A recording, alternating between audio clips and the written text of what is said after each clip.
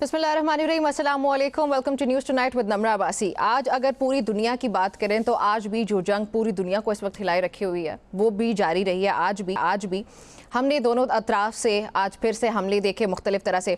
अच्छा, अगर एनर्जी की मैं बात करूँ तो पाकिस्तान ने तो चलें ये डिसाइड किया, वो पहले भी सऊदी अरब के साथ अंडर डिस्कशन था, रेड सी के थ्रू पाकिस्तान अपने ऑयल शिपमेंट जो है वो कर ले। दूसरी तरफ फुजेरा से ये दो प्लान्स हो चुके हैं और उसके बाद इन पे प्रैक्टिकली काम भी शुरू हो चुका है। इसी तरह खित्ते में दीगर ममालिक भी अपनी अपनी कैपेसिटी में अपने अपने डिसीजंस ले रहे हैं, क्योंकि स्ट्रेट ऑफ हॉर्मुज़ आज भी बंद रहा। अब उस पर भी मुख्तलिफ ख़बरें हमारे सामने आ रही हैं, जहाँ पे IRGC का ये कहना है कि हम तो उसको बिल्कुल भी नहीं खोलेंगे, जिस पे डोनाल्ड ट्रंप का ये रिएक्शन आ रहा है कि अगर इसको नहीं खोला जाता या अगर वहाँ पे मजीद कोई मुख्तलिफ तरह की कार्रवाइयाँ की जाती हैं तो शायद ईरान को वो कॉन्सिक्वेंसेस बेयर करने पड़े जो इससे पहले ईरान ने बिल्कुल भी बेयर किए ही ना होंगे। तो ये दोनों तरफ से हमें कहीं पे भी कोई फ्लेक्सिबिलिटी नज़र नहीं आती, but at the same time we can also expect कि जहाँ पे शायद गलती से ही सही लेकिन डोनाल्ड ट्रंप जैसी शख्सियात ये भी कह देते हैं कि हम बिल्कुल हतमी मराहिल में पहुँच चुके हैं और ये जंग हम जीतने के बिल्कुल करीब हैं, तो उसको माहिरीन ये भी कहते हैं कि शायद फेस सेविंग की तरफ जाना चाहता है US। बहरहाल आज जो है वो 4-5 ऐसे पॉइंट्स हैं जो कि अंडर डिस्कशन है। या तो ये कि ईरान और अमेरिका एक बार फिर से नए तरीके से बिल्कुल डायलॉग के टेबल पे आ जाए और कोई सेटलमेंट हो जाती है, जिस पे फिलहाल दोनों फरीकैन में से कोई भी रजामंद नज़र नहीं आता। लेकिन अगेन जो मैंने बात पहले की है कि शायद इस पे भी बयानात हमें कई नज़र आते हैं जहाँ पे कोई इंदिया मिलता है कि हो सकता है बातचीत हो जाए। बहरहाल एक तो ये सिनेरियो हो गया। दूसरा ये कि जो लीडरशिप है उसको एक बार फिर से डीकैपिटेट कर दिया जाए। तीसरा ये हो सकता है कि रिजीम चेंज के बारे में जो अमेरिका का एक ये नैरेटिव था, बल्कि कोशिश थी, और इजराइल जो चाहती है कि वहाँ पे रिजीम चेंज होना चाहिए, वो भी हो सकती है। या उसके अलावा अब ये भी कंसिडर किया जा सकता है कि कारपेट बॉम्बिंग होगी या फिर जो है वो ट्रूप्स ऑन ग्राउंड हो सकते हैं US की तरफ से, US अपने ट्रूप्स भेजे, जो कि बहुत मुश्किल दिखाई देता है। अच्छा, उसके अलावा एक चीज़ ये भी हो सकती है कि जो लीडरशिप की डीकैपिटेशन की मैंने बात की है, उसके अलावा बूट्स ऑन ग्राउंड हो सकते हो। तो ये मुख्तलिफ सिनेरियोज हैं जो कि डेवलप होते हुए हमें नजर आ रहे हैं कि ये सब में से कोई ना कोई चीज़ हो सकती है, जो कि बज़ाहिर लगता है यही है कि ये जंग आइंदा आने वाले कुछ दिनों तक तो जारी रहेगी और जो इसके खदशात हैं वो बढ़ते जा रहे हैं, जो कशीदगी है वो भी बढ़ती चली जा रही है और जिसके कॉन्सिक्वेंसेज हैं। तमाम तर मामलात पे बात करने के लिए प्रोग्राम में मुझे ज्वाइन करें ईसा नकवी, साथ ही मुझे ज्वाइन करें डॉक्टर साले हिश्ती। बहुत शुक्रिया आप सबका मुझे ज्वाइन करने के लिए। ईसा, आपसे स्टार्ट करते हैं। जो खबरें हैं वो हमने अपने इंट्रो में डिस्कस भी की हैं। Based on all those things या जो भी हो रहा है आसपास, आपकी क्या राय है कि क्या होने लगा और अभी तक जो कुछ हुआ उसमें किसने क्या अचीव किया है?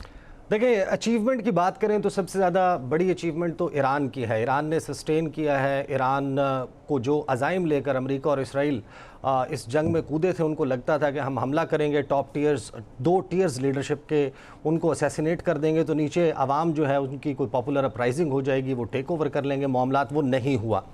उसके बाद से गुजरता हुआ हर मिनट हर घंटा जो तेहरान से इमेजेस आ रहे हैं, यकीनन मटीरियल लॉस है, जानी नुकसान है, लेकिन जो अल्ट्रा नेशनलिज्म आपको इस वक्त तेहरान समेत ईरान से आने वाले जितने मनाजिर हैं वहाँ पर, हम तो इंटरनेशनल मीडिया को देख रहे हैं, वो बता रहे हैं कि लोग किस तरीके से उस जिस रजीम को गिराने के लिए इस हमले का आगाज़ किया गया था उसके साथ जुड़ रहे हैं।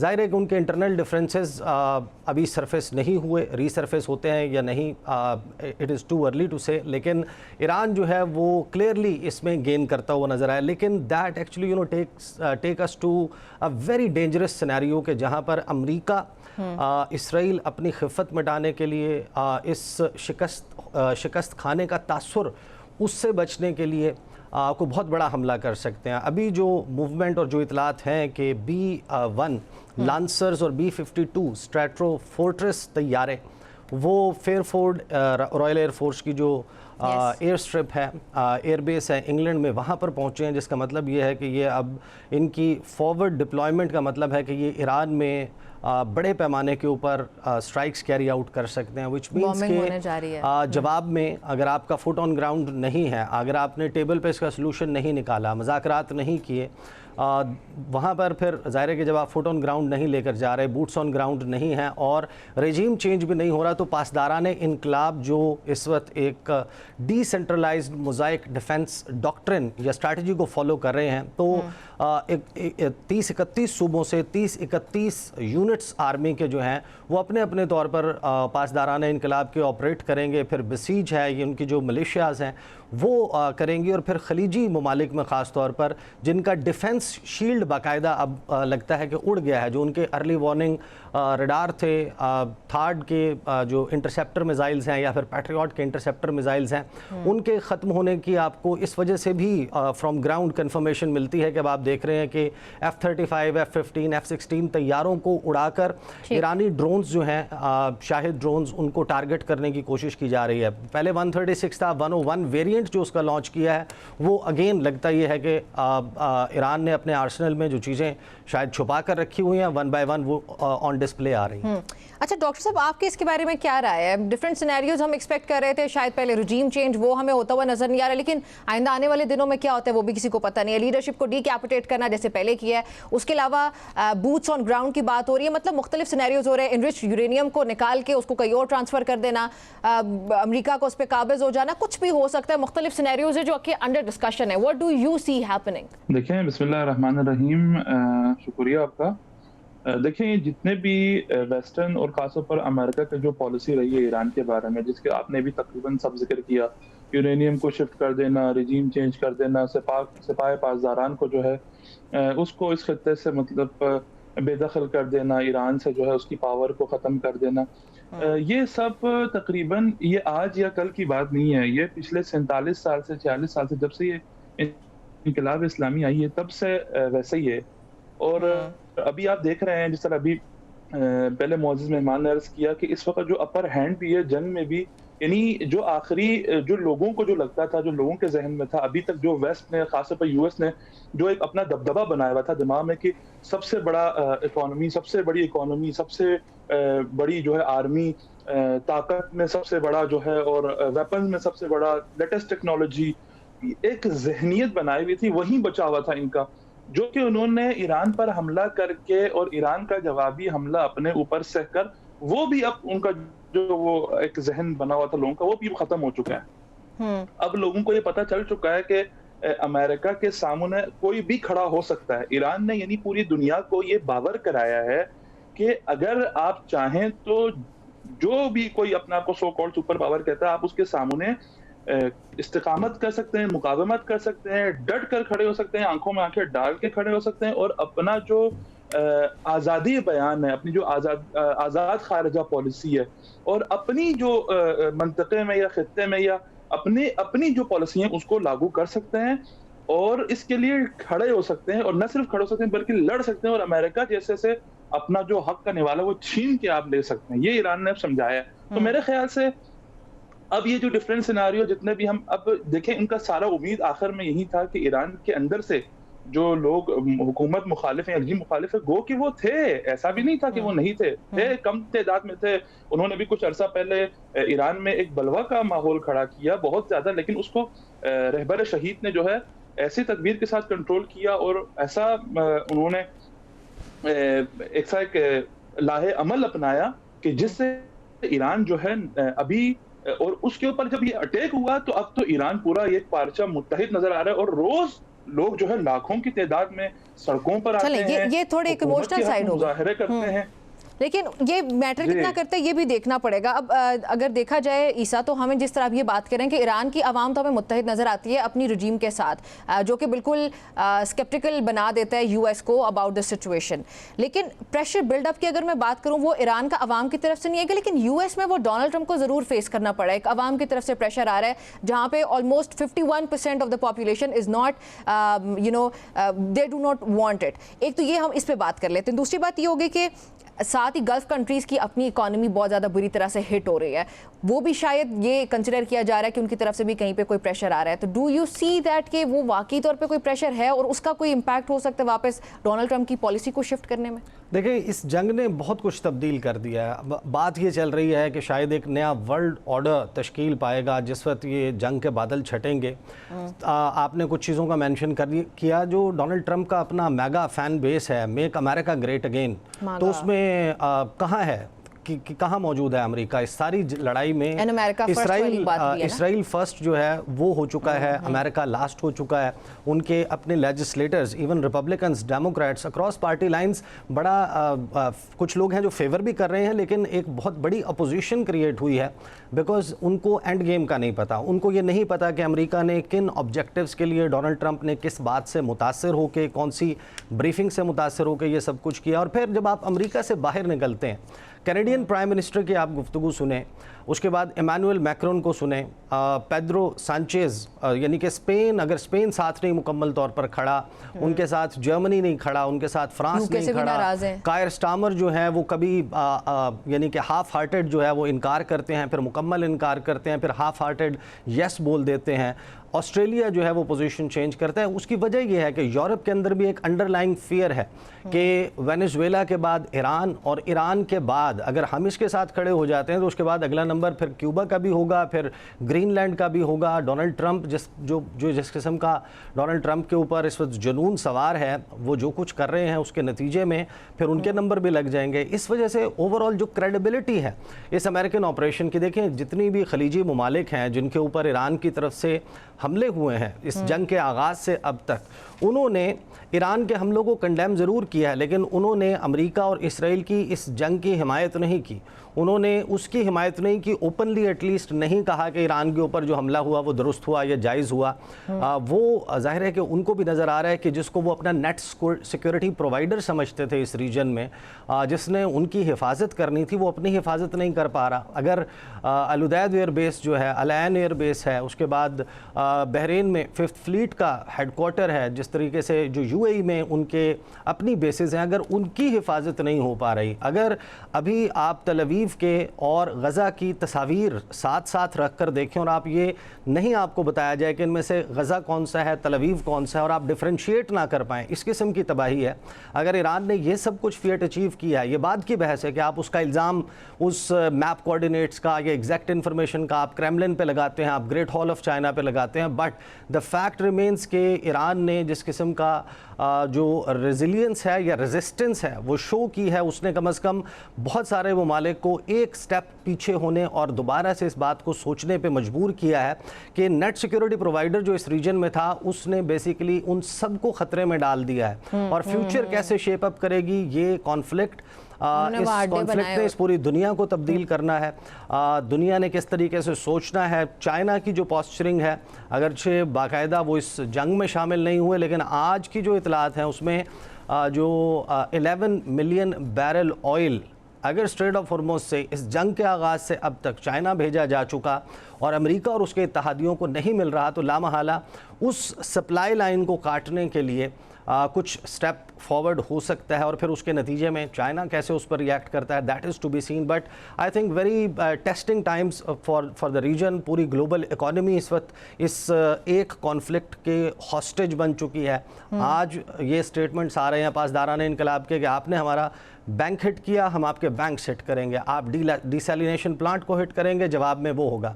अगर ऑयल रिफाइनरी को या ऑयल डिपो को हिट किया जाएगा तो फिर हीफा की ऑयल रिफाइनरी वो सेफ नहीं रहेगी, जिसका मतलब यह है आई फॉर एन आई, अदले का बदला, जैसा तुम करोगे वैसा हम करेंगे।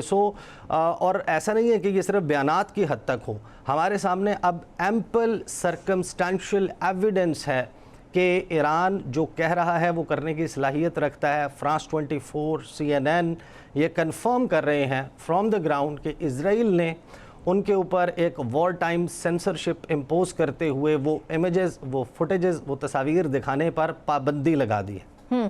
अच्छा डॉक्टर साहब, आपसे मेरा ये सवाल होगा कि अब हमने देखा कि पाकिस्तान को जाहिर है जब कोई मुश्किल आती है तो इंसान एक रास्ता अगर बंद होता है तो किसी दूसरे की तरफ ही जाता है। पाकिस्तान के पास अब स्ट्रेट ऑफ हॉर्मुज़ का रास्ता नहीं रहा तो रेड सी की तरफ मुड़ गए। हम सऊदी अरब से हमारी एक अलग जो है शिपमेंट आना शुरू हो चुकी है, UAE से फुजैरा के थ्रू आना शुरू हो चुकी है। ये पाकिस्तान के लिए कितना सेफ और ये कितना हम लोग इसको कितना अच्छे अंदाज में लेके चल सकते हैं? बिकॉज एक चीज़ अगर वो ज़्यादा स्मूथली होती है और उसके बदले में आप एक वो रास्ता बंद हो गया, आपको दूसरी तरफ जाना पड़े, तो उसमें क्या क्या कॉन्सिक्वेंसेस बेयर करने पड़ सकते हैं, और ये बाकी सारी जो खित्ता है उसके लिए इस तरह के कोई दूसरे अल्टरनेट्स ढूंढना कितना मुश्किल या आसान होगा? देखें, सबसे पहले मैं उसी आखिरी हिस्से में बोलूँगा कि अल्टरनेट ढूंढना को तकरीबन स्ट्रेट ऑफ हॉर्मुज़ के बंद होने के बाद, और जिस तरह से अभी सिपा कह रही कि अभी ही मैं बल्कि पढ़ रहा था कि 2 शिप्स जो है मोरिनेरी और एक्सप्रेस रूम, जो कि सहयूनी एक जो लाइबेरिया के परचम के साथ जो है वो चल रहा था, उसको दोनों को सिपा ने हिट किया। और सिपा जो है बार बार ये वार्निंग्स दे रही कि स्टेट ऑफ हॉर्मुज़ को हमने जो है कंट्रोल रखा हुआ है, और ये जो है उन ममालिक के लिए जो यूनाइटेड स्टेट्स और इसराइल के इत्तेहादी उनके लिए बंद है। लेकिन फिर भी जो है कुछ करीब आते हैं फिर उसको मार दिया जाता है। जाहिर है इससे उस जगह का अंदाजा भी, उसकी अहमियत का अंदाजा तो पहले से ही जो है अयान था सबके सामने, लेकिन अब जो है उसका मजीद वाज़े हो रहा है। जिस तरह से इन्होंने भी फरमाया कि वर्ल्ड इकोनॉमी इस वक्त जो है मुतासर है पूरी दुनिया की। पाकिस्तान के लिए भी जाहिर है बहैसियत एक मुल्क के और अपने अवाम को देखने के लिए जाहिर है कुछ कोशिशें उनको तो करनी चाहिए, और कर रही भी होगी गवर्नमेंट इसके लिए। जिस तरह आपने फरमाया कि मुतबादिल रास्तों का इख्तियार किया, जाहिर है इनका सोचना चाहिए और जितना हो सके अपने अवाम को रिलीफ देने की इस जंग की सूरत हाल में। गो के जो है इतना आसान नहीं लग रहा, क्योंकि जब यूनाइटेड स्टेट को पता था कि क्योंकि रहबर मुअज़्ज़म पहले फरमा रहे थे, कई बार उन्होंने कहा था कि अगर ईरान पर हमला होगा तो जंग जो है फिर खित्ते की जंग में बदल जाएगी। और खित्ते की जंग का मतलब यही था कि अगर हमारी इकोनॉमी सेफ नहीं है तो आपकी भी इकोनॉमी सेफ नहीं रहेगी, अगर हमारे लोग सेफ नहीं है तो फिर आपके भी लोग सेफ नहीं रहेंगे। जिस तरह से इन्होंने कहा कि बैंक को मारेंगे, बैंक को, वैसे ही ईरान ने एक एक स्टेप करके सबको दिखा दिया। तो लिहाजा अभी जो जाहिर है बाकी मुल्कों के लिए भी समेत पाकिस्तान के खासतौर पर, पाकिस्तान वाकई एक अहम खित्ते में वाक़ है, फिर चाइना का हमसाया, और दूसरा ये कि एक तरह से चाइना और ईरान जो है एक ही तस्वुर किए जाते हैं लॉबी में यूनाइटेड स्टेट्स के अगेंस्ट। गो कि अभी चाइना ने कोई खास स्टेप नहीं उठाए, लेकिन जो अभी चाइना के लिए स्टेट ऑफ हॉर्मुज़ से जो रिलीफ्स मिल रही हैं बरअक्स दूसरे ममालिक के और अमेरिका के इत्तेहादियों के, पाकिस्तान को भी चाहिए कि इस तरह का कोई रूट अपनाएं और अपने अवाम को जो जिस तरह से अभी ऑयल के प्राइस में पाकिस्तान में देख रहा हूँ बहुत ज्यादा हेवीली जो है बहुत बढ़ रही हैं और लोगों को जो है मुश्किलात का सामना है, तो जाहिर है फिर गवर्नमेंट जो है उसके लिए इकदाम करेंगी। और जितना सेफ रहे, मेरे ख्याल से पाकिस्तान के जो नेवी में है वो इतना है पावर कि वो अपने इस चीज को सेफली जो है वहां पर डिलीवर कर सकें। ठीक हो गया। डॉक्टर सालेह और ईसा नकवी, आपने मुझे प्रोग्राम में ज्वाइन किया, आप दोनों का बहुत शुक्रिया। नाज़रीन, गुफ्तगू आपने सुनी, या ब्रेक शामिल करते हैं जल्दी से और वापस आते हैं और बात करेंगे पाकिस्तान तहरीक इंसाफ के रहनुमा शफकत अमान हमारे साथ मौजूद होंगे। उनसे ये जानने की कोशिश करेंगे कि जो आज इस्लामाबाद हाई कोर्ट में एक्टिविटी रही है उसमें पाकिस्तान तहरीक इंसाफ की भी वकला की एक जगह पर हमें नजर आया कि वो तैयारी नहीं थी, वो मामला क्या था, और दीगर जो इमरान खान की सेहत को लेकर या दीगर केसेस पर क्या बात होती है आफ्टर दिस ब्रेक।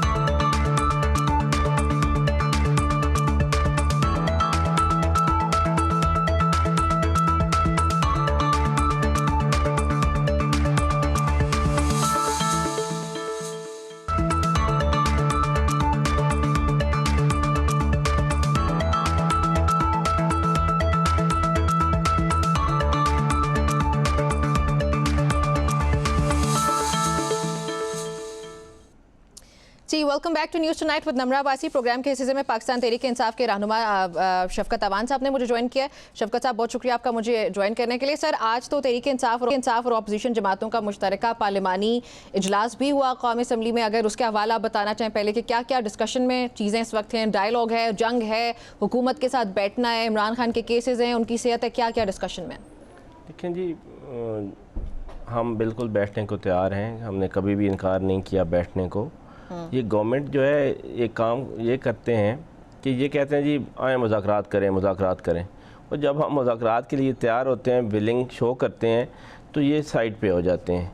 इनका काम सिर्फ ये है कि ये मुज़ाकरात नहीं करते, मुज़ाकरात का प्रोपेगेंडा करते हैं। अच्छा। कि लोगों को ये लगे जी हुकूमत तो करना चाहती है, अपोजिशन नहीं करना चाहती। अब कितना टाइम हो गया है, महमूद खान अचकज़ई साहब, राजा इलामा नासिर अब्बास साहब ने इनको प्रपोजल्स दे दिए हैं कि आए इन चीज़ों पे बात करें।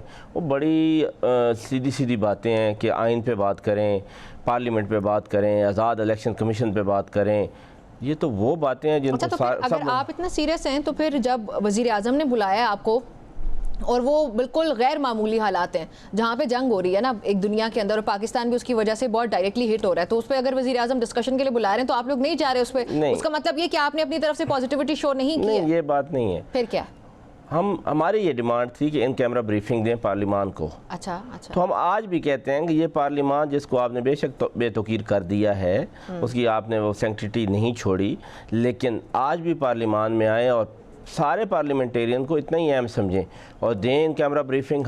हमारी ही डिमांड थी, फिर ये ले गया वज़ीर आज़म हाउस में पिक एंड चूज़ करके। ये हैंड पिक वाली बात नहीं है। सब पार्लियामेंटेरियन एक जैसे हैं और सबका ये राइट है कि उनको पता होना चाहिए कि इस मुल्क में क्या हो रहा है और क्या होने जा रहा है। जब पाक इंडिया जंग हुई है तो पाकिस्तान तहरीक इंसाफ सबसे आगे थी उसमें। हम बिल्कुल भी नहीं, बेशक इनकी फस्तायत, इनका जबर और इनकी वो सारी चीज़ें जो कि बिल्कुल भी बतौर गवर्नमेंट इनको नहीं करनी चाहिए वो कर रहे थे, लेकिन हम फिर भी इस मुल्क की खातिर सबसे फ्रंट पे खड़े थे। आज ये क्या कर रहे हैं? हमारे लीडर जेल में हैं, उनकी आँख ख़राब है और बिल्कुल उनकी आँख ये ज़ाया कर रहे हैं जानबूझकर। अच्छा, बीबी से मुलाकात हुई है, उसमें क्या पता चला है कि इमरान खान की सेहत कैसी है अब? नहीं, इमरान खान साहब के जो आखिरी इतलात आई हैं उन्होंने कहा है कि मेरी आंख बिल्कुल ठीक नहीं हो रही। अच्छा। और यही हम तक इतला है कि उनकी आंख जो है वो नहीं है ठीक। अच्छा, आपने कहा कि जंग में हम भारत के साथ जब जंग हुई है तो हम हुकूमत के साथ खड़े थे, अपने इंस्टीट्यूशंस के साथ खड़े थे। आज भी सर उससे बड़ी एक जंग हो रही है। पाकिस्तान का नैरेटिव ये कि हम ईरान का साथ दे रहे हैं। वज़ीर आज़म ने कल खत लिखा मुज्तबा ख़ामनेई को। आपकी क्या पॉलिसी है? आपने कितना कंट्रीब्यूट किया है इस सब के दौरान हुकूमत को ये गाइड करने के लिए कि भाई ये करना चाहिए, आप ये पॉलिसी है? 55 रुपये तेल महंगा हो गया, उस पर पाकिस्तान तहरीक इंसाफ वो रद्द-ए-अमल सिर्फ हमें बयानात की हद तक नजर आया। आपने इन कैमरा ब्रीफिंग हमने क्यों कहा था? इन कैमरा ब्रीफिंग हमने इसीलिए कहा था कि आए, हमें बताएं और हमसे पूछें कि क्या हाल होना चाहिए। नहीं दी उन्होंने इन कैमरा ब्रीफिंग हमें पार्लियामान में। भाई पूरे पार्लियामेंटेरियन को आप बुलाएं, बताएं आपने 55 रुपए पेट्रोल महंगा कर दिया, आपके पास स्टॉक पड़ा था और आपने 113 अरब रुपए उस पर कमा लिए। आज पेट्रोल की कीमत आलमी मंडी में गिर गई। पीटीआई की हुकूमत होती, आप क्या करते इस वक्त? अगर पीटीआई की हुकूमत होती, भाई पीटीआई की हुकूमत होती तो हम मिनिमाइज करते इसको। किसको? ये जो लेवी है, ये जो लेवी है इसको मिनिमाइज करते और फिर हम 28 दिन पहले ही ना गरीब आदमी पे बोझ डाल देते। हुकूमत कह रही है कि हमने लेवी को कम किया है, वो अगर वो ना करते तो फिर तो 110 रुपए और पता नहीं 80 रुपए इस तरह पेट्रोल बढ़ता। देखें 117 रुपए बैरल फी बैरल था जी हाँ, जब पाकिस्तान तहरीक इंसाफ की हुकूमत थी और हम 150 रुपए पे दे रहे थे। ये 60 रुपए बैरल इन्होंने परचेज़ किया है, जो हमें ये दे रहे हैं 323 रुपए या 321 रुपए। ठीक है, उसके बाद कीमतें तो बढ़ी हैं और वो भी शुक्र अल्हम्दुलिल्लाह गिर गई हैं कल की $30। आप बताएं, अब वो वापस करें, ये जो इजाफा किया वापस लें। भाई इजाफा तो तब करते ना जब नया स्टॉक आता। आप जो स्टॉक पड़ा था उस पर क्यों गरीब आदमी की जेब पे डाका डाला है आपने? इसका तो कोई जवाब नहीं है इनके पास। अच्छा शफकत साहब, मुझे ये बताएं कि फिर आप लोग देखेंगे मसाइल तो है ना, जंग भी हो रही है, उस पर ऑपोजिशन को, हुकूमत को एज पाकिस्तान वो सामने आना चाहिए। वो जगह कौन सी है मिल बैठने की? मुझे सिर्फ इतना बता दें, ये जो पार्लियामेंट है, ये जो सेनेट है, ये जो कौमी असम्बली है, मुश्तरका पार्लिमानी इजलास, उसमें कुछ तो डिस्कस किया होगा ना कि हमें ये करना चाहिए। हम बिल्कुल खड़े हैं, हम पाकिस्तान का जहाँ पे बात आएगी हम पाकिस्तान के साथ खड़े हैं। अच्छा, हम बिल्कुल, और इस मामले में हम बिल्कुल ईरान के साथ खड़े हैं। और हम ये चाहते हैं कि पाकिस्तान की गवर्नमेंट वाज़ह तौर पर अमेरिका और इसराइल के खिलाफ अपना बयान दे। जो 158 नौजवान और यंग बच्चियाँ मारी गई, शहीद हुई हैं, उन पे खुल के बयान दे। अमेरिका की ये जो जारहियत है उस पे हमारे जो वज़ीर आज़म साहब हैं वो खुल के बताएं कि वो जारहियत कर रहे हैं और ईरान जो है वो उसके साथ जारियत हुई है और हम ईरान के साथ खड़े हैं। अच्छा ठीक हो गया। आज इस्लामाबाद हाई कोर्ट के अंदर दरख्वास्तें जो हैं वो 190 मिलियन पाउंड की जो सज़ा के खिलाफ अपील है उसकी समाअत, दूसरा इमरान खान की सेहत से मुतालिक जो दरख्वास्तें हैं उन पे समाअत।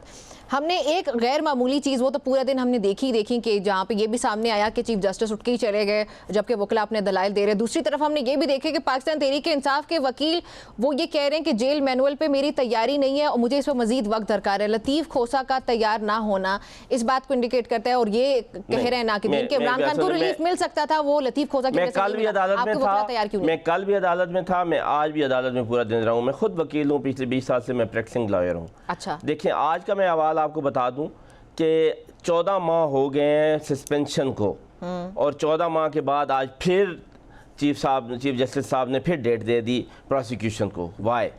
हमारे क्या वकील तैयार नहीं थे? हम तो पीट रहे थे कि भाई हमें सुने खुदारा। अब तो वो हमारी जो सस्पेंशन है उस पर दोहरा असर हो गया है कि वो बीमार हैं जो पिटिशनर है।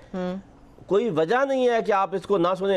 इतना तक कहा है सलमान सफदर साहब ने कि जो मर्जी डिसाइड करें आप जज साहब, खुदारा इसको सुन तो लें, हमें जो भी डिसाइड करना है कर दें, लेकिन इसको सुन तो लें। लेकिन हठधर्मी है। फिर चले वो दूसरी बात उस पे फिर डेट भी नहीं दी, और कह देते ना जी अगले वीक में लगा लेंगे। अच्छा। उससे अगले वीक में नहीं दे। Date in office, date in office का ये मतलब है कि फिर आप लगे रहो, आप फिर पता नहीं कब लगेगी। अब मैं कल वाली बात पे चलूँ जाऊँ, जो दूसरी एप्लीकेशन थी, तो उसमें लतीफ़ कौसर साहब ने आर्गूमेंट किए हैं।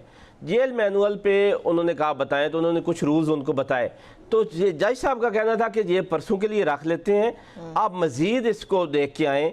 ये रूल्स जो हैं ये भी मेरे ख्याल में इससे रिलेट करते हैं, आप इनको भी देखें, जो आप बता रहे हैं इनको भी देखते हैं। जज साहब की तबीयत, जो उनके साथ को जज साहब थे, दूसरे DB में दूसरे जज साहब थे, इनकी आज तबीयत नहीं ठीक।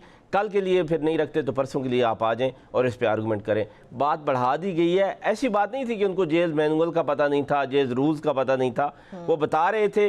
तो जज साहब ने कहा ये जो आप बता रहे हैं ये भी है और ये भी हैं, चलें इन सब पे परसों डिस्कशन करेंगे। अच्छा, तो आप ये कहना चाह रहे हैं कि लतीफ़ खोसा साहब तैयार थे, वो दलाइल दे रहे थे, लेकिन जज साहब की तबीयत खराब हो गई तो वो कंसिडर किया गया? सॉरी, मैंने मिस कर दिया। मेरी बात आप मिक्स ना करें जी। मैं आपको बता रहा हूँ कि जज साहब ने जो दलाइल दे रहे थे, आर्गूमेंट कर रहे थे, उसके दौरान उन्होंने कहा कि आपके ये आर्गूमेंट भी हैं और ये कुछ एडिशनल उन्होंने बताया कि ये जो जेल मैनुअल के ये जो रूल्स हैं 141 से 143 ये भी इससे रिलेट करते हैं, तो आप परसों इसको भी देख के आए। अच्छा। और इस पर डिस्कशन करें। ये कतन बात नहीं थी, वो रूल्स देखें, वो पढ़ने ही थे ना, वो उसी वक्त पढ़े जा सकते थे। वो ये इतनी कोई एलिब्रेशन वाला मामला नहीं था कि उसको कोई लंबी चौड़ी डिस्कशन थी। अच्छा। ये रूल्स नहीं हैं, कौन सा कॉन्स्टिट्यूशन है जिसको हमने डिस्कशन करके और उसको इतना एलिब्रेशन की ज़रूरत नहीं थी। अच्छा। लेकिन वो सिर्फ कल के लिए गया है। देखें, अल्लाह करे कल भी वो सुन तो लेंगे। हाँ। लेकिन सच्ची बात है, अल्लाह करे रिलीफ मिल जाए। लेकिन और रिलीफ से आप लोग क्या एक्सपेक्ट करें कि इमरान खान की जेल वो तो एप्लीकेशन ही ये है ना कि उनको हॉस्पिटल मुंतकिल किया जाए, शिफा इंटरनेशनल। और बोर्ड का भी तो है ना कि बोर्ड बने जिसमें उनके अपने ज़ाती मौलजीन हो, उनकी ज़ाती मौलजीन हो शिफा इंटरनेशनल में, और फैमिली की मौजूदगी में उनका चेकअप किया। ठीक है। अच्छा, एक चीज़ जो एस्टैब्लिश्ड है वो ये कि अगर किसी को रिलीफ मिलना होता है तो वो थ्रू कोर्ट्स मिलता है, और अगर सजाएं मिलती हैं तो ज़्यादातर कोर्ट्स के थ्रू ही मिलती हैं। केसेस वगैरह जब लगना शुरू हो जाते हैं, सारा कुछ हो जाता है। ये वाला केस हम देख रहे हैं कि 14 महीने के बाद इस पे समाअत होना अपील के ऊपर जाके, ये 14 मंथ्स का आखिर डिले भी तो आया, लेकिन अब जाके अगर उस पे वो हुआ है तो हम ये समझे कि कहीं ना कहीं इमरान खान की या पीछे कुछ हो रहा है कि जो रिलीफ की तरफ जा रहे हैं, कुछ ऐसा हो रहा है। आप अदालती प्रोसीजर को अगर समझते होते, यानी कि क्योंकि ये मेरा काम है, तो ये पहले ऑलरेडी बहुत डिले हो गया है। ये एक आई वाश है, नथिंग एल्स। वो डेट लगा दिया। अगर इतना डिले हो रहा था और वो अगर कोई पॉलिटिकल रीजंस की वजह से पहले भी लगता है, नहीं पहले भी लगता है, एडजर्न होता है। ये नहीं है कि 14 माह में लगा ही नहीं है। अच्छा, ये पत्नी कितनी दफा लगा है और एडजर्न हुआ है। सेम स्टोरी, आज भी लगा और एडजर्न हो गया और डेट नहीं हुई। डेट इन ऑफिस, हाँ डेट हो जाती तो फिर भी कोई बात थी। डेट इन ऑफिस है, अब पता नहीं, अल्लाह जाने कब लगेगा। अच्छा, तो आप लोग क्या एक्सपेक्ट करते हैं? पाकिस्तान तहरीक इंसाफ मैं लीगल ग्राउंड्स पे पूछ रही हूँ कि जो इमरान खान के केसेस हैं, पर्टिकुलरली 190 मिलियन पाउंड हो गया, इसमें आप लोगों को रिलीफ मिल सकता है जो आइंदा आने वाले दिनों में? अब तो चलें ये अर्जन हो गया है, तो आइंदा आने वाले दिनों में आप लोग क्या फोर्सी कर रहे हैं? लीगल स्पीकिंग, लीगली जो इसमें सारे मामलात हैं, उसमें एक कोई केस ऐसा नहीं है जो सस्टेनेबल हो, जिसमें सज़ा हुई है और वो सज़ा सस्टेन कर सके। ये 90 मिलियन पाउंड जो है अलकादर ट्रस्ट केस जो है, ये इतना बोगस केस है कि ये जजेस इससे कतरा रहे हैं कि ना सुने। क्योंकि देखिए, नीचे जो जज होता है, सेशन जज, वो बेचारा उसने तो सज़ा कर दी, लेकिन हाई कोर्ट के जज को रीज़न देनी पड़ती है। उसके जो केसेस फैसले होते हैं वो प्रेसिडेंट बनते हैं आने वाले टाइम के लिए, वो छपते हैं और फिर वो सदियों तक याद रखे जाते हैं कि इस जज ने ये ब्लंडर किया था और जिसका बिल्कुल ही कोई लीगल पोजीशन नहीं बनती थी तो किसी को सज़ा कर दिया या किसी को बरी कर दिया। तो वो ऐसे केस हैं जिसमें जज के लिए सज़ा करना बहुत ही मुश्किल काम है। वो वर्डिंग वो कहाँ से लाएगा, वो बिल्कुल भी मुश्किल है कि वो कल वो जब छपेगा और वो प्रेसिडेंट बनेगा तो वो जज सारी उम्र क्या मुंह दिखाएगा कि इस केस में क्या था जो मैंने किसी की सजा बरकरार रखी। ठीक हो गया। प्रोग्राम में आपने मुझे ज्वाइन किया। शफकत साहब, thank you very much for coming. गुफ्तगू आपने सुनी है। यहाँ पे एक ब्रेक शामिल करने लगे। ब्रेक के बाद जब वापस आएंगे तो हमारे साथ कोर्ट रिपोर्टर मौजूद होंगे जिन्होंने पूरा दिन इसको कवर किया है कि आज क्या क्या अहवाल रहा इस्लामाबाद हाई कोर्ट का। उनसे बात होती है आफ्टर दिस ब्रेक।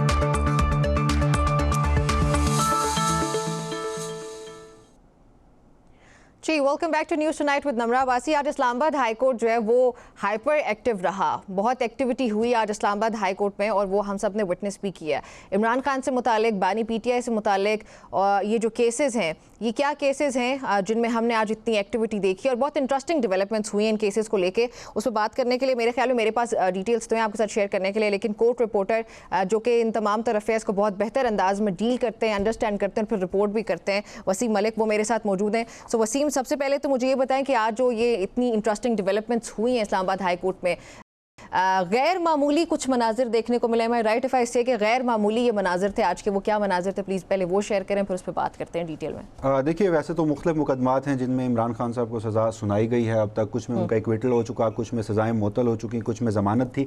ठीक है। जिस लम्हे हम ये बात कर रहे हैं इस वक्त 2 मुकदमात में वो कन्विक्टेड हैं जिसमें उनकी फैमिली या पाकिस्तान तहरीक इंसाफ ये चाह रही है कि उनको किसी किस्म का कोई रिलीफ मिले। एक तोशा खाना 2 का मुकदमा है, जबकि इसके साथ साथ एक 190 मिलियन पाउंड केस है जो कि गुज़श्ता बरस जनवरी के महीने में उन्हें सज़ा सुनाई गई थी। इन दोनों सज़ाओं के खिलाफ जो इक्विटल की दरखास्तें हैं वो भी दायर की गई हैं और साथ ही पैरेलल फिर सज़ा मुअत्तली की दरखास्तें जो हैं वो भी दायर की गई थी।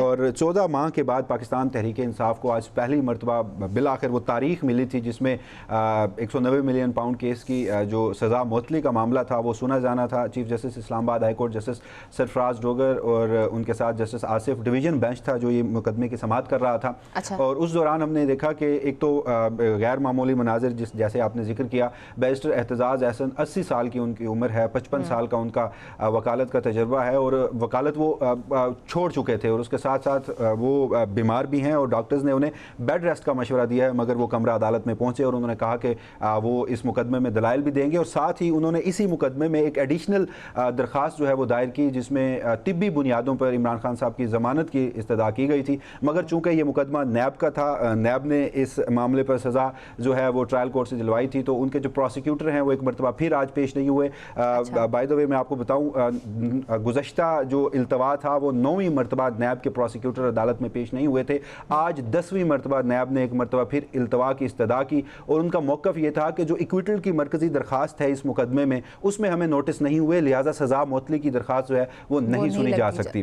जिस बुनियाद पर फिर उनकी ये इस्तदा जो है वो मंजूर की गई और उसके साथ साथ जब पाकिस्तान तहरीक इंसाफ के वकला बिलखसूस सलमान सफदर साहब और बैरिस्टर एहतजाज हसन रोस्टम पर मौजूद थे, इन्होंने वहाँ पर दलाइल दिए और कहा कि 10वीं मरतबा ये हो रहा है, हर बार ऐसा नहीं होना चाहिए, हमें सुनवाई का मौका मिलना चाहिए। तो फिर सरफराज डोगर साहब जो हैं उन्होंने 1 लाख रुपए का जुर्माना जो है वो तो नैब को कर दिया, मगर अगली तारीख जो है वो फिर नहीं मिली। उसके बाद फिर हमने वही सीक्वेंस देखा जो माजी में होता रहा है। बैरिस्टर जो एहतजाज हसन हैं और इमरान खान की फैमिली है वो एक मरतबा फिर चीफ जस्टिस के चैम्बर जाना चाह रही थी, अगली जो तारीख कब होनी है वो तारीख लेना चाह रही थी, मगर चीफ जस्टिस मुलाकात करने के लिए विलिंग नहीं थे। फिर बैरिस्टर एहतजाज हसन ने चीफ जस्टिस को ये पैगाम भिजवाया कि जब तक आप मुझसे मुलाकात नहीं करेंगे मैं आपके सेक्रेटरी के ऑफिस से नहीं जाऊंगा। जिसके बाद फिर चीफ जस्टिस ने बैरिस्टर एहतजाज हसन से मुलाकात की। उस मुलाकात के बाद हमें बैरिस्टर एहतजाज हसन जो है वो खासे मुतमईन नजर आए और उन्होंने कहा कि आने वाले दिनों में हमें अगर इन मुकदमात में इक्विटल की दरखास्तें जो हैं वो फ़ौरन ना सही, मगर जो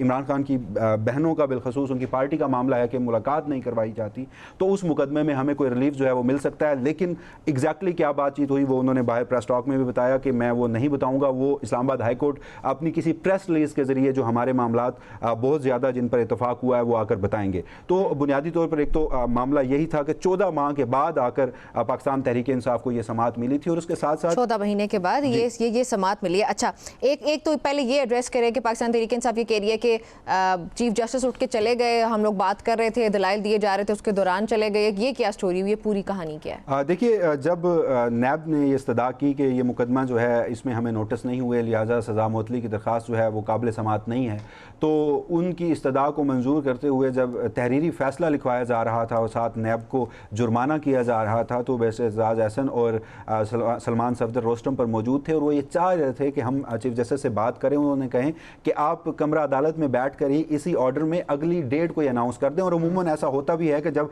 कोई किसी भी मुकदमे के हवाले से समाअत मुलतवी हो रही हो तो जज साहिबान जो हैं वो अगली तारीख जो है वो आर्डर में देकर अपना स्केजुअल देखते हैं, अपने रीडर से गुफ्तगू करते हैं और फिर अगली डेट उसकी अनाउंस कर देते हैं। सलमान सफदर साहब और बैरिस्टर एतजाज़ अहसन दोनों जज साहिबान से मुखातिब होते रहे, उन्हें बुलाते रहे, लेकिन दोनों जज साहिबान ने उनकी नहीं सुनी और फिर वो अपनी कुर्सियों से उठे और कमरा अदालत से अपने चैम्बर की तरफ चले गए। तो ये बुनियादी तौर पर पाकिस्तान तहरीक इंसाफ का गिला था। अच्छा, 14 मंथ्स ये बहुत बड़ा टाइम होता है। इस इतने टाइम में पाकिस्तान तहरीक इंसाफ को ये समातें क्यों नहीं मिली और ये केसेस ना लगना, इसकी वजह क्या है? पहले तो ये बताएं कि सुप्रीम कोर्ट के अंदर हो गया या इस्लामाबाद हाई कोर्ट की बात करूँ, कोर्ट्स के अंदर जनरली स्पीकिंग ये माहौल इस तरह कब बनता है? देखिए, वैसे तो मैं उसको थोड़ा सा क्विकली आपको टाइमलाइन बता दूं तो जनवरी 2025 में 190 मिलियन पाउंड केस में इमरान खान और बुशरा बीबी को सज़ा सुनाई गई थी और फरवरी के महीने में ही सज़ा मुअत्तली और इक्विटल की जो दरखास्तें हैं वो दायर कर दी गई थी। फिर 3 से 4 माह लगे उन्हें पहली समाअत मिलने में और गुज़श्ता बरस 5 जून को मुझे याद है कि हम कमरा अदालत में मौजूद थे, पहली समाअत थी, मगर उसमें भी नैब के वकील पेश नहीं हुए। फिर समाअत जो है वो 11 जून को रखी गई, उसमें हमने देखा कि बेंच मुयसर नहीं था। उसके बाद अक्टूबर में जाकर एक आध समाअत रखी गई और उसमें नैब के वकील ने दोबारा मामले में इल्तवा मांगा। कभी नैब कहता है कि उन्हें नोटिस नहीं मिले, कभी नैब कहता है कि उन्हें पता नहीं था, अभी उन्होंने स्पेशल प्रोसिक्यूटर तैनात करना है। तो ये सारा टाइमलाइन जो है इसको देखते हुए 14 माह गुजर गए। हालांकि मुख्तलिफ अदालती फैसले जो हैं वो ये बताते हैं कि इक्विटल की दरख्वास्त जो है वो तो चले बारी पर लगती है, पहले देखा जाता है कि कौन सी दरख्वास्त दायर हुई थी, उन्हें सुना जाएगा, मगर जब सज़ा मुअत्तली की बात आती है तो सुप्रीम कोर्ट हो, इस्लामाबाद हाई कोर्ट हो, इन्हीं जजेस के मुतअद्दिद फैसले ऐसे मौजूद हैं जिसमें यह कहा जाता है कि सज़ा मुअत्तली की दरख्वास्त में इधर वे फैसला, चाहे वो मुल्ज़िम के खिलाफ आए या फिर हक में आए, आपको फैसला करना चाहिए। लेकिन ये एक हमारे लिए भी कोर्ट रिपोर्टर एक नई अदालती नज़ीर है। हम हैरान हैं कि 14 माह लग गए और अभी तक आज भी एतजाज़ अहसन साहब मिल के भी आ गए, उन्होंने अनाउंस भी कर दिया कि अगली तारीख जो है वो दे दी जाएगी, हमें यकीन दहानी करा दी गई है, लेकिन जिस लम्हे हम ये प्रोग्राम कर रहे हैं अभी तक अगली तारीख जो है वो अनाउंस नहीं की गई। अच्छा वसीम, इसके पॉलिटिकल साइड पे भी आते हैं ना, सियासी साइड भी होती है ज़रूर। अब सियासी साइड में ये कि एक तरफ तो चले हम ये कह रहे हैं कि वो कानूनी तौर पे हमने उसको डिस्कस किया कि 14 मंथ्स लग गए उसकी अगली समाअत होने में और इतना लंबा अरसा गुजर गया है, लेकिन दूसरी साइड पे अगर पॉलिटिकली डिस्कस करूं तो ये हम ये भी तो समझ सकते हैं कि पाकिस्तान तहरीक इंसाफ को या बानी PTI को शायद कोई रिलीफ मिलने जा रहा है, शायद कुछ पीछे ऐसी हलचल हो रही है जहाँ पे अगर रिलीफ मिलना है तो वो अदालतों के थ्रू ही मिलेगा। तो केस का लग जाना, समाअत का हो जाना, ये भी बहुत बड़ी बात है। तो ये कहीं उसकी तरफ इशारा करता है? देखिए, इसमें कोई शक नहीं कि जब से महमूद खान अचकज़ई और अल्लामा राजा नासिर अब्बास दोनों ऐवानों में कायदे हिज़्ब इख्तिलाफ की नशिस्त पे बैठे हैं, उसके बाद गवर्नमेंट के साथ इनकी इंगेजमेंट बढ़ी है और उसके मुख्तलिफ अदवार जो है वो हम देखते रहे हैं। और इसमें भी जब भी पस मंज़र में कुछ हो रहा होगा, कोई डेवलपमेंट होगी, तो उसके लिए हमारा, अगर मैं जनरली अपनी बात करूँ तो मेरे लिए वो एक लिटमस टेस्ट पाकिस्तान की अदालतें हैं, कमरा अदालत है, वहाँ से आपको कुछ तब्दीली नज़र आ रही होती है। तो इस लम्हे जब हम ये डिस्कस कर रहे हैं कि साबिक़ वज़ीर आज़म के मुख्तलिफ मुकदमात अचानक रवां हफ्ते लग गए, यानी सोमवार से मैं अगर देखूं और कल तक तो रोज़ ही किसी न किसी मुकदमे की समाअत जो है हो रही है, तो उसमें पाकिस्तान तहरीक इंसाफ भी इसमें कहीं ना कहीं उन्हें इस बात की उम्मीद है और उसके साथ साथ ये मुकदमा कल दोबारा समाअत के लिए भी मुकर्रर है। वो साबिक़ वज़ीर आज़म की जो आँख में तकलीफ़ से मुताल्लिक़ उनकी फैमिली का ये मुतालबा है कि उन्हें एक निजी हस्पताल में मुंतकिल किया जाए, तो उस मामले पर बुनियादी तौर पर इस्लामाबाद हाई कोर्ट में 3 दरखास्तें दायर हुई थी। एक लतीफ़ खोसा साहब ने दायर की थी, एक इमरान खान की बहन डॉक्टर उज़मा खान साहिबा ने दायर की थी और उसके साथ साथ एक दरखास्त आज एडिशनली एतजाज़ अहसन साहब ने भी दायर की है। तो 2 दरखास्तों पे तो ज़्यादा डेवलपमेंट नहीं हुई, लेकिन जो गुज़श्ता लतीफ़ खोसा साहब वाली दरखास्त थी जिस पर गुज़श्ता रोज़ समाअत हुई, उसमें जज साहिबान जो हैं वो इस मामले पर फैसला करना चाहते थे, दलाइल सुलझना चाहते थे। मगर ये भी हमारे लिए एक खुशगवार हैरत थी कि वो पाकिस्तान तहरीक इंसाफ जो शिकवा करती है कि उन्हें समाअतें नहीं मिलती, वो जज साहिबान जो हैं वो केस का फैसला करने के लिए विलिंग थे, लेकिन लतीफ़ खोसा साहब जो हैं वो तैयार होकर नहीं आए थे। तो जब वो तैयार होकर नहीं आए तो फिर मामला जो है वो कल तक मुलतवी कर दिया। बैरिस्टर गौहर को मैंने कहते सुना कि ही वाज सेइंग कि we were prepared, jail manual को लेके जो अगर दलाइल देने थे तो उसके लिए लतीफ़ खोसा बिल्कुल प्रिपेयर्ड थे। हालांकि दूसरी साइड पे ये पूछा भी गया है, बल्कि बहुत से सहाफ़ियों ने ये लतीफ़ खोसा साहब से पूछा भी कि अभी लग रहा था कि आपको अदालत रिलीफ देने जा रही है when it comes to the health of Imran Khan, तो आप खुद ही तैयार होकर नहीं है। तो ये असल में क्या कहानी है, पाकिस्तान तहरीक इंसाफ तैयार क्यों नहीं है, वकील तैयार क्यों नहीं थे? देखिए, कमरा अदालत के मनाज़र में आपको बता देता हूँ, जैसे आपको अंदाज़ा हो जाएगा, जैसे आज लतीफ़ खोसा साहब ने ये मामला इलेक्शन कमीशन के उनके खाते में डाल दिया कि जी वो तैयार नहीं थे या वो वकील करना चाहते थे, मैं तो तैयार था। हुआ ये कि जब इलेक्शन कमीशन के वकील ने गुज़श्ता रोज़ ये इस्तदा की कि हमें वकील करने के लिए इस मामले में मोहलत दी जाए, तो अदालत ने वो जो मोहलत है उन्हें नहीं दी और लतीफ़ खोसा साहब को कहा कि आप जेल मैनुअल पर हमें मुतमईन कीजिए कि जेल मैनुअल की कौन सी वो शिक है, वो कौन सी क्लॉज है जिसके तहत हम उन्हें मुंतकिल कर दें। लतीफ़ खोसा साहब ने फ़ौरन ही कहा कि जी मेरी इस मामले पर तैयारी नहीं है तो मुझे वक्त दे दिया जाए। उस मामले पर हमने देखा कि फिर जज साहिबान ने वो रेलेवेंट क्लॉज जो है उनके नाम लिए कि आप फलां पढ़ लें। लतीफ़ खोसा साहब के पास हैरानकुन तौर पर वो जेल मैनुअल की किताब तक नहीं थी।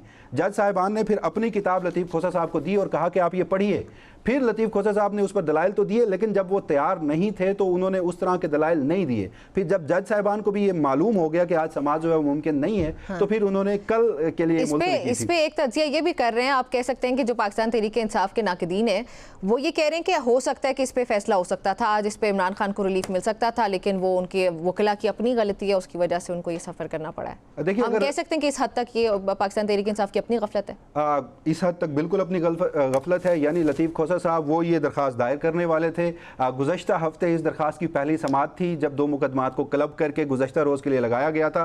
तब लतीफ़ खोसा साहब कह रहे थे कि उनकी तैयारी मुकम्मल है, लेकिन कल ऐसे मनाजिर मैंने तो कमरा अदालत में नहीं देखे, लेकिन जहाँ तक आपकी बात है कि तहरीक इंसाफ के नाक़दीन ये कहते हैं, इस हद तक वो दुरुस्त कहते हैं कि अगर ये डिले आया है और साबिक़ वज़ीर-ए-आज़म को किसी किस्म का कोई मुमकिन रिलीफ मिलना था तो उसमें ज़्यादा डिले नहीं है, वो 2 दिन का था जो अब गुजर चुका है। कल इस मुकदमे की दोबारा समाअत होने जा रही है। पाकिस्तान तहरीक इंसाफ भी पुरुमीद है और वो तैयारी के साथ कल एक मरतबा फिर कमरा अदालत जाना चाह रही है। और आज हमारी इतलात के मुताबिक जब एतजाज़ एहसन साहब की मुलाकात हुई है चीफ जस्टिस से, तो उन्होंने ये भी यकीन दहानी कराई है कि वो उस बेंच से जो कि कल समाअत करने जा रहा है उनसे बात करेंगे और उनसे उन्हें ये कन्वे करेंगे कि अगर कल की इस हेयरिंग में इमरान खान से मुलाकात के हवाले से उनकी बहनों की कोई फैसला जो है वो दिया जा सकता है तो वो भी ज़रूर दिया जाए। अच्छा, चलें ठीक है। तो आपको लगता है वैसे कि ये मुमकिन हो पाएगा?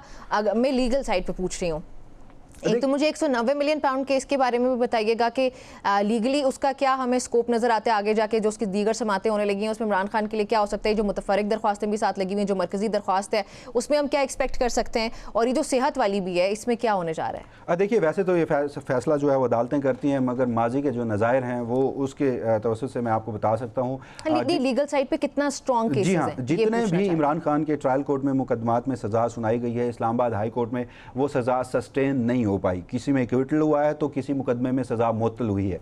इस मुकदमे को लेकर जो पीटीआई के वकला हैं वो ये कहते हैं कि जिस किस्म का ये फैसला है, नैब इसी हवाले से कमरा अदालत में इसका दिफा नहीं कर पा रहा। जिस रोज़ हमें एक प्रॉपर समाअत मिल गई, हमने केस के मेरिट्स को डिस्कस कर लिया, हम इसमें साबिक़ वज़ीर आज़म की सज़ा मुअत्तल भी करवा लेंगे और जब फिर मरकज़ी अपीलों की बारी आएगी तो उसमें उनकी बरियत भी कन्फर्म है। मगर जहाँ तक बात उनकी हस्पताल मुंतकली की है तो इसमें आप ज़्यादा दूर ना जाइए। अभी 2000 हालिया जो हमारी तारीख है 2017-18 उसमें भी हमने देखा कि एक साबिक़ वज़ीर आज़म जो है उन्हें तिब्बी बुनियादों पर बैरून मुल्क जाकर इलाज करवाने के हवाले से भी इजाज़त दी गई थी। और चाहे वो आला अदलिया में सुप्रीम कोर्ट ऑफ पाकिस्तान हो या फिर इस्लामाबाद हाई कोर्ट हो या मुख्तलिफ हाई कोर्ट्स हों, उसमें फ़ैसले मौजूद हैं कि जब भी किसी कैदी का कोई इलाज होना होता है तो उसकी ज़िम्मेदारी रियासत पर आयद होती है, फैमिली को बताया जाता है और कैदी और फैमिली जहाँ मुतमईन होते हैं वहाँ उनका इलाज करवाया जाता है। अभी ये आज से 1 हफ़्ता पहले सुप्रीम कोर्ट ने पेशावर के एक कैदी के हवाले से एग्जैक्टली इसी नोयत का फैसला दिया।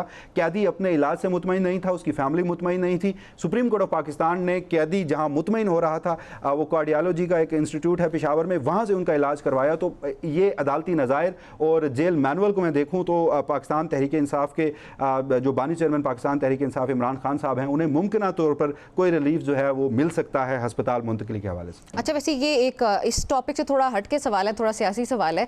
आपसे कुछ दिन पहले ही हमने देखा था कि अलीमा खानम काफ़ी जो है वो गुस्से में थी, खासतौर पे वकला के ऊपर। उन्होंने कई नाम लिए थे कि ये सारे कहाँ गए, अली बुखारी का नाम था, दीगर सब नाम थे। आज भी जब अगर देखा जाए तो ये सेहत वाला जो मामला था, इस पर लतीफ़ खोसा उनके पास तैयारी नहीं थी जेल मैनुअल से मुतालिक, तो उस पर अलीमा खानम अगर थी तो क्या रद्द-ए-अमल उनका सामने आया, कोई रिएक्शन क्या आया इसके ऊपर वापस पाकिस्तान तहरीक इंसाफ की दीगर क़यादत का? देखिए, जब गुज़श्ता रोज़ समाअत होना थी उससे एक रात कबल हमारी इतलात के मुताबिक इमरान खान की बहनों ने लतीफ़ खोसा और उनकी टीम को ये हिदायत दी कि कल समाअत है तो आप भरपूर तैयारी के साथ जाइएगा। लेकिन जब कल के मनाजर थे तो उसके बाद पब्लिकली तो उस मामले पर जिस तरह से पहले अलीमा खान साहिबा खासी वोकल थी और वो तनकीद का निशाना बनाती थी पब्लिक डोमेन में आकर, उस तरह से तो रद्द-ए-अमल नहीं दिया गया। लेकिन हमने जब हम अदालतों में मौजूद होते हैं तो समाअत के बाद जिस तरह से बहनें और वकला आपस में बातचीत कर रहे होते हैं तो उनमें उनकी जो नाखुशगवारी थी, उनका एहसास जो है वो हमें नज़र आया।